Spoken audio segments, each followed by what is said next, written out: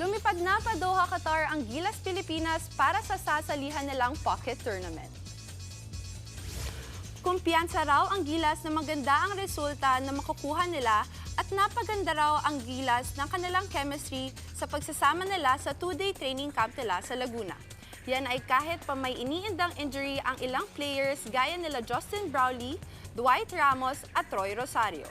Malaking dagok din sa Gilas ang pagkawala ni Kai Soto na kasalukuyang nagpapagaling din mula sa injury.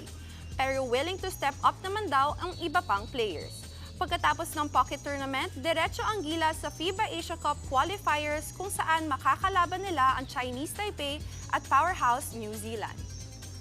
Mga kapatid, Jiggy Manikad po, iba na ang may alam at may pakialam sa panahon ngayon. Para sa konkreto, kumpleto at komprehensibong balitaan sa Frontline, mag-follow at mag-subscribe sa social media pages ng News 5.